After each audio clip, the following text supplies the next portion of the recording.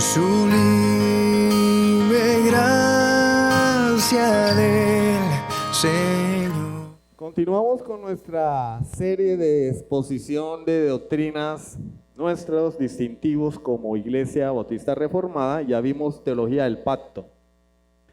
Si todavía alguien no entiende muy bien lo que es la teología del pacto, ahí están los audios en internet, unos con mejor audio que otros, porque ustedes entenderán que un día hay luz, otro día no hay luz, un día pasa una cosa, otro día pasa otra cosa, pero ahí se alcanza a escuchar. Y ahora vamos a pasar a nuestro siguiente distintivo. Las diapositivas de teología del pacto ya las tengo, las pasé a PDF y se las voy a enviar al grupo de la iglesia para que todos las tengan disponibles, o sea, lo que vimos en teología del pacto, todas las diapositivas. Y esta semana les envío el documento sobre lo que vamos a ver hoy, el puritanismo. El puritanismo. ¿Qué es el puritanismo? ¿Qué tenemos nosotros que ver ahí con esa gente? Vea, ahí hay un señor con gorro, una señora vestida muy bonito, ¿sí? Está elegante, está sirviéndole a los nativos americanos. Bueno, porque los puritanos fueron quienes colonizaron el norte de nuestro continente, se asentaron allí y se establecieron las bases para lo que hoy conocemos como los Estados Unidos de Norteamérica. Por eso están los nativos americanos allí. No me pregunten de qué tribus o qué, porque no sé, de qué, si son Cheyenne o apaches o lo que. ¿Sí? Eso lo preguntan al llanero solitario. Ahora bien, cuando nosotros escuchamos puritanismo, ¿qué viene a la mente? Nos viene a la mente gente religiosa que quemaban a las brujas, ¿cierto? Gente legalista. ¿Sé lo que es una puritana? ¿Sí o no? ¿Nunca les han dicho eso a las mujeres? Porque no se ponen una minifalda bien corta. ¿Sé lo que es una puritana? ¿Sí? Tenemos en la mente esa imagen, ¿no? Gente que es extremadamente religiosa, que cazaban a los herejes y los quemaban en la hoguera, que perseguían a las mujeres que eran acusadas de brujería. Nada más alejado de la realidad, ¿sí? Entonces vamos a ver hoy ¿qué es el movimiento puritano? Nuestro objetivo es saber por qué nos identificamos con este movimiento, ¿sí? Y no lo vamos a ver hoy. Hoy vamos a ver un poquito de historia, dónde surgió este movimiento. Entonces, nació en el siglo XVI, es decir, 1500 en adelante. ¿Sí? La reforma también fue en el siglo XVI, 1517, 31 de octubre de 1517. El movimiento puritano también nació en el siglo XVI. Ahora, ahí lo que acabamos de mencionar. ¿Quién no es? Pues gente santurrona y extremista. No, eso no es ser puritano. El origen del puritanismo, siglo XVI, el rey Enrique VIII. Hay películas sobre Enrique VIII, no sé si las han visto, películas de época. Enrique VIII es un rey muy famoso. En 1534 este hombre se cansó del gobierno de Roma. Bueno, parece que Dios no quiera que no dejen impune eso ya al menos con lo de la luz. En 1534 él redactó lo que se conoce como el Acta de Supremacía. ¿Qué significa eso? Bueno, Enrique VIII, rey de Inglaterra, no quiso seguir bajo el mando de la Iglesia Católica Romana. Se cansó y utilizó para ello el argumento de que él quería divorciarse de su esposa, Catalina de Aragón. Catalina de Aragón, princesa de España, fue la mujer que escogió Enrique VII, el papá de Enrique VIII, obvio. Después del séptimo, ¿quién viene? Pues el octavo, ¿no? No, pero ellos no se llamaban así, se llamaban a sí mismos de esa manera. Él era Enrique Tudor, de la familia Tudor. Hay una serie por ahí, bueno. Enrique VII casó a su hijo con Catalina de Aragón por intereses políticos. Pero Catalina de Aragón no le daba hijos varones. Cada vez que quedaba embarazada o abortaba al niño o lo perdía, ¿sí? Y solamente sobrevivió una hija mujer. Entonces, Enrique VIII comenzó a buscar amantes y se conoció con una mujer llamada María Bolena. María Bolena fue su amante, pero se enamoró de Ana Bolena. Hay una película, ¿no la han visto? Bueno, de Ana Bolena. Con algunas, usted sabe que eso le meten cuento ahí para ponerla más llamativa la historia, ¿no? Se enamoró de Ana Bolena y ahora él presenta ante el papado su solicitud de divorcio y después de ser examinada le es negada la solicitud de divorcio. Entonces, ¿qué hace Enrique VIII? Enrique VIII dice, no, ¿yo por qué tengo que hacerle caso al Papa? Acta de supremacía, 1534. Se desliga Inglaterra de la Iglesia Católico Romana y ahora, ¿por qué se llama acta de supremacía? Porque él se autoproclama el máximo jerarca de la Iglesia en Inglaterra. Es decir, ya el Papa no nos manda, ahora mando yo. Ahora no solamente era él el máximo jerarca políticamente, sino religiosamente, hasta el día de hoy. Ustedes saben que el máximo jerarca de la iglesia en Inglaterra es el rey Carlos, ¿sí? Que casi muere sin ser rey porque la reina Isabel no se moría y nunca abdicó. Hasta que Isabel II murió, Carlos no asumió el trono, pero la cabeza de la iglesia en Inglaterra era Isabel II. Bueno, esa es una diferencia que hay entre el catolicismo y la iglesia anglicana. Allí nació la iglesia anglicana. Cuando Enrique VIII se autoproclama máximo jerarca de la iglesia. Ahora todos me van a hacer caso a mí. Esto con unos beneficios. Obviamente esto era un pretexto. ¿Cuáles eran los beneficios? Los impuestos y diezmos ya no iban a Roma, se quedaban en casa. Adivina a quién le quedaban, al rey y a los nobles. El rey ahora, como máximo jerarca de la iglesia, podía elegir como obispos a sus familiares, amigos. Entonces ahí va a haber un tráfico de influencias en favor del rey, porque nombrando familiares, amigos y nobles garantizaría que nunca la nobleza iba a hacer una revuelta en contra de él, una rebelión nobiliaria, no mobiliaria, sino nobiliaria, de nobles. Nunca se le iban a rebelar, ¿no? Yo los compro con puestos en la iglesia, ¿sí? Entonces la cuestión era que poder político, ¿sí? Y el dinero se iba a quedar en casa, no había que enviarlo a Roma. Entonces este hombre mató 2 pájaros de un solo tiro y aparte de eso se divorció de su esposa, Catalina de Aragón. Entonces él posteriormente se casa con Ana Bolena. Bueno, se separó definitivamente de la iglesia en Inglaterra en 1536. Pero Enrique muere y ni Ana Bolena ni Catalina le dieron hijo varón. Él tuvo otra mujer llamada Juana Simur, con quien tuvo a un hijo varón y lo llamó Eduardo VI. Y Eduardo VI asume el trono en 1547, convirtiéndose en rey. Y allí es que ya empieza a tomar forma la iglesia anglicana, porque Eduardo VI, bajo el consejo de Thomas Cranmer, crea lo que se conoce como el libro de la oración. Un libro, como su nombre lo dice, que tenía oraciones. Ustedes saben que los católicos romanos tienen sus oracioncitas y sus cositas, ¿no? Y este libro de la oración común era un libro que tenía oraciones para la mañana, oraciones para el mediodía, oraciones para la noche, salmos, un salterio, ¿sí? Salmos e himnos para cantar, el catecismo, y empezaron a hacer que proliferara en todo el reino este libro de la oración común, y se estableció allí el anglicanismo, la iglesia anglicana separada de Roma con su propio libro de oraciones.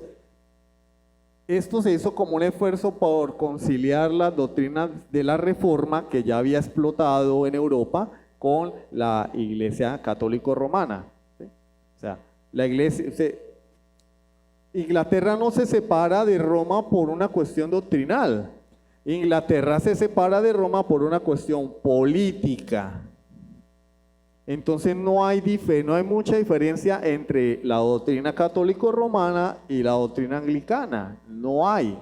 Es una cuestión política. Entonces, para tratar de conciliar a los protestantes anglicanos, con Roma se crea este libro, ¿sí? Es un esfuerzo de Eduardo VI por conciliar. Pero muere en 1553 Eduardo VI, ¿y quién asume el trono?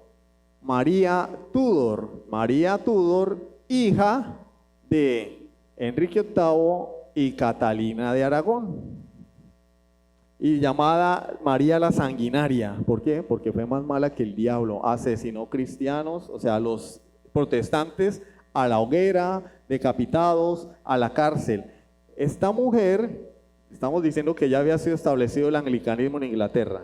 Esta mujer volvió al catolicismo, a la nación. Bueno, vamos otra vez al catolicismo, porque era católica a más no poder. Pero afortunadamente esta mujer muere, ¿sí? Sí, pues porque no hay mal que dure 100 años, ¿no? Ella muere, se convierte en reina en 1553 y en 1558 muere. ¿Y quién la sucede en el trono? Isabel I. Isabel I, que era hija de Enrique VIII, pero con Ana Bolena. Con Ana Bolena. Ahora sí entienden la novela. Ya hay 3 hijos de Enrique que han sido reyes de diferentes mamás. Esta era hija de Ana Bolena y era una mujer con matices protestantes. Entonces ella, en pro de la paz, empezó a darle licencias a los anglicanos, ¿sí?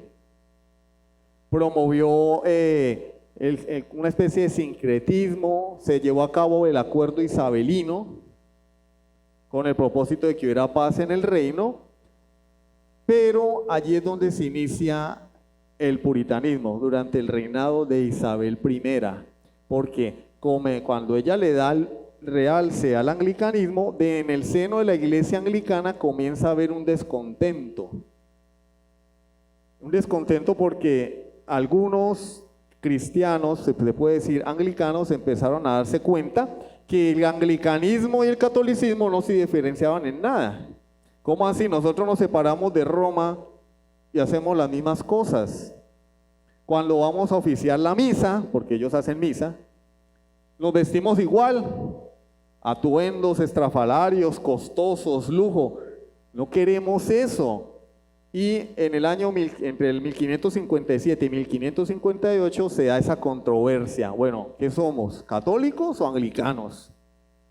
Y al inicio fue una disputa solamente por el asunto de la vestimenta, pero después se fue desarrollando y empezaron a querer purificar más la iglesia. Por eso se le llamó puritanos, porque es que ellos querían realmente purificar la iglesia anglicana. Claro, el término puritano es un término despectivo, ¿no? Puritano, santurrón. ¿Sí? Bueno, muere en el 1603, Isabel gobernó 45 años. Gracias. Y en el 1603 muere, pero ella no dejó heredero. Isabel I no tenía hijos. ¿Qué pasó? Ahora, ¿quién va a ser rey? Jacobo I de Escocia. ¿Y por qué Jacobo I de Escocia? Porque Jacobo I de Escocia era el hijo de María Estuardo. ¿Quién era María Estuardo? Prima de Isabel I. Había que buscar a alguien con sangre real. Y Jacobo I era descendiente de Enrique VII. Enrique VII era el tatarabuelo de Jacobo. Entonces tenía sangre real por donde se le mirara. Descendiente de Enrique VII y era rey de Escocia. Entonces Jacobo I llegó a ser rey de 2 naciones, de Escocia y de Inglaterra. Ahora, ¿qué hizo Jacobo I? Jacobo I era protestante y los puritanos dijeron, ahora sí, tenemos esperanza, un rey protestante. Pues no, el hombre salió chafa, salió chueco, y lo más que hizo fue publicar una traducción de la Biblia que es conocida como la King James. Tradujo la Biblia al inglés, la King James. Eso fue lo más que hizo. Pero el hombre, igual los puritanos siguieron siendo una facción despreciada de la iglesia anglicana durante su reinado. Después que muere Jacobo I, le sucede en el trono Carlos I Estuardo, porque ese es el apellido. Carlos I Estuardo fue más malo que el diablo. Nuevamente quiso traer el catolicismo a Inglaterra y por esa razón muchos puritanos tuvieron que emigrar hacia lo que conocemos como los Estados Unidos de Norteamérica. ¿Sí? Carlos Estuardo asumió el reinado en 1625 y como era un inepto y un tirano, en 1642 estalló una guerra civil en Inglaterra y en 1649 fue degollado. Entonces, a partir de 1642, el Parlamento inglés asume el gobierno hasta 1660. Hasta 1660, no hubo rey, ¿sí? A partir de 1649, que él es degollado, pues no hubo rey, 11 años sin rey, 7 años de guerra civil. Y esa época se conoce como el interludio, porque no hubo rey y gobernó el parlamento. En 1653 asumió el gobierno, no el reinado, el gobierno Oliver Cromwell, que era puritano. Y este sí actuó en favor del movimiento puritano. Pero podemos hacer alusión a otras cosas que sucedieron en este tiempo. Por ejemplo, en 1642, el parlamento, ya en plena guerra civil, hizo un llamado a los teólogos más prominentes de la iglesia para elaborar un documento en el que se expresaran las doctrinas y lo que creía la iglesia. Adivinen qué surgió. 121 teólogos de los más prominentes y sabios de Inglaterra durante aproximadamente 5 años, aproximadamente, no 5 años, del 42 al 46, concibieron, dieron a luz lo que hoy conocemos como la Confesión de Westminster. Se reunieron en la abadía de Westminster y allí se elaboró este documento. Confesión de Westminster 1646, el Catecismo Mayor y el Catecismo Menor. Y ya dentro del movimiento puritano también habían algunas facciones, estaban los presbiterianos, los congregacionales y adivinen, los bautistas. Y los congregacionales no estaban contentos con el sistema de gobierno presbiteriano. Ellos dijeron, no, la iglesia es la que gobierna. Entonces tomaron la confesión de fe de Westminster y le hicieron unas modificaciones en relación al gobierno y 12 años después, en 1658, se dio a luz lo que hoy conocemos como la Declaración de Savoy, como las chocolatinas, pero se traduce Saboya, la Declaración de Saboya, no de cebolla, ¿no? Saboya, que es la confesión de fe de los congregacionalistas. Y en 1689, adivinen qué ocurrió. Los bautistas particulares, es decir, nosotros, elaboraron, basados en la confesión de fe de Westminster, la Confesión Bautista de Fe de Londres de 1689, que es nuestra confesión. ¿Y en qué se diferencia con la confesión de Westminster? Pues en el gobierno de la iglesia, en el bautismo de los hijos de los creyentes, no de infantes, no, los presbiterianos no bautizan niños, bautizan a los niños hijos de creyentes, hay que hacer la aclaración. Ah, es que ellos bautizan niños, entonces traen un niño de X y lo bautizan, no, bautizan a los hijos de los creyentes por su visión del pacto, ¿sí? Ya lo expliqué ya en la teología del pacto.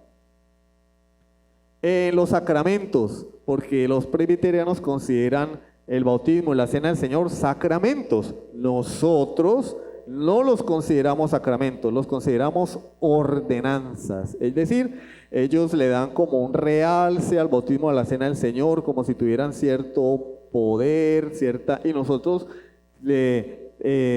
los tenemos en alta estima, pero para nosotros son símbolos que nos recuerdan la obra de Jesucristo. Ellos los ven como sacramentos. Entonces, si ustedes leen a algún autor presbiteriano, siempre se va a dirigir al bautismo, a la cena del Señor como sacramentos. Para nosotros los bautistas son ordenanzas, ¿sí? Entonces, más o menos esas son las diferencias, ¿sí? Pero volvamos a la historia, ¿sí? En 1660 muere Oliver Cromwell y asume el trono Carlos II, hijo de Carlos I Estuardo. Y otra vez a perseguir a los puritanos, no de la misma manera, no era una persecución ya propiamente dicha, pero sí una serie de prohibiciones. Por ejemplo, no podían reunirse más de 5 personas que no fueran de la misma familia en un lugar a hacer un culto, por decirlo así. No podían. No podían predicar en las calles, so pena de cárcel. Entonces, más de 2000 ministros puritanos protestaron, ¿cierto? Y fueron expulsados del anglicanismo. O sea, porque los puritanos nunca quisieron armar una iglesia aparte. Los puritanos querían era reformar la iglesia anglicana, así como Lutero. Lutero nunca quiso decir, me voy del catolicismo romano. No, Lutero quería reformar al catolicismo. Pero cuando las cosas se pusieron demasiado adversas, pues Lutero tuvo que irse. Pero Lutero quería hacer cambios en la iglesia. Y lo mismo los puritanos, ellos querían hacer cambios en la iglesia anglicana. Bueno, ¿somos católicos o qué somos? Vamos a la Biblia.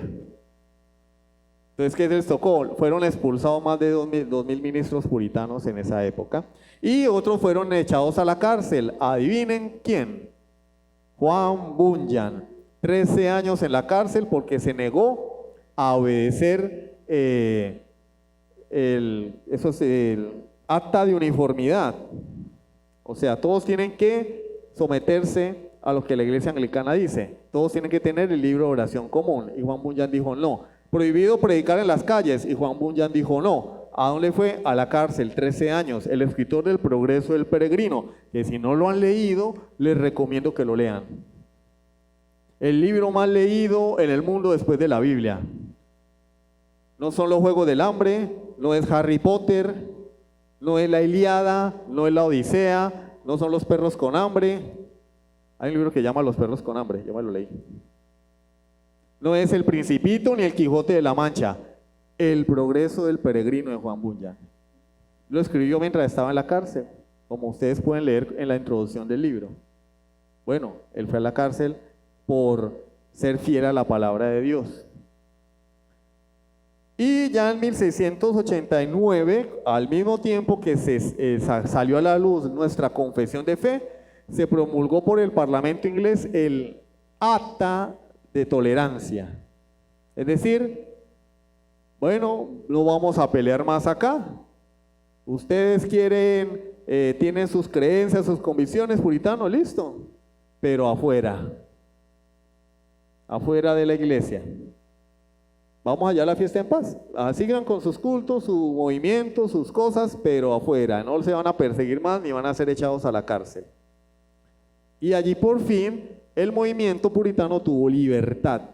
¿Sí? Ahora bien, ¿y eso para qué? Como me decían en un programa, ¿eso para qué, hombre? ¿Eso para qué? Bueno, porque nosotros tenemos un legado de este movimiento. Tenemos el legado de que ellos defendían por encima de todo la suficiencia de la Escritura. Vamos a la palabra de Dios. No libritos, que el libro de la oración común, que los escritos de Elena White, que no. Elena White todavía no existía en ese entonces, pero estoy refiriéndome a eso. El libro de Mormón, nada de eso. La Biblia. La única norma de fe del creyente, la palabra del Señor. Con base en eso, apuesto a que algunos no lo sabían, promovieron la alfabetización universal y obligatoria. Es decir, todo el mundo tiene que saber leer y escribir, porque todo el mundo tiene que leer la Biblia. Cosa que no hizo el catolicismo. Estos sinvergüenzas de Roma, el Papa y todos sus secuaces, promovían era la analfabetización, que la gente tenía que ser ignorante. que el único que podía leer la Biblia era el obispo, porque los demás no tenían su capacidad suficiente para acercarse a Dios. Que la Biblia tenía que ser leída en latín. ¿Y qué vemos en la Edad Media? Gente analfabeta, ignorante, pero el movimiento puritano fue el movimiento que se preocupó porque las personas crecieran en conocimiento. Y adivinen cuál es la universidad que fundaron ellos cuando llegaron a los Estados Unidos de Norteamérica. No fue Liu Fron. Harvard. Harvard fue fundada por creyentes puritanos, aunque hoy sea una de las universidades más anticristianas que hay, pero fue fundada por los puritanos. La Universidad de Yale, fundada por puritanos. Ese es un legado. O sea, nosotros pensamos, ay, yo voy a ir a la escuela a estudiar. ¿Por qué? Porque los puritanos dejaron ese legado, que no solamente nos beneficia a nosotros los evangélicos, al mundo entero. Hoy nuestros niños pueden ir a un jardín infantil, tienen acceso gratuito a la educación básica primaria, porque los puritanos promovieron eso. Ese es el legado de la Reforma. Apuesto que muchos no lo sabían. ¿Por qué un niño de 4 años puede ir a la escuela hoy? ¿Quién se inventó eso? Los puritanos. Pero no para que pusieran a leer cosas que no deben leer, para que pudieran leer la Biblia. Y lamentablemente hoy el mundo ha sacado a Dios de la ecuación y ya no se dicta educación religiosa en los colegios, ni católica ni ninguna, porque el mundo no quiere saber nada de Dios. Pero no vengo a darles un sermón.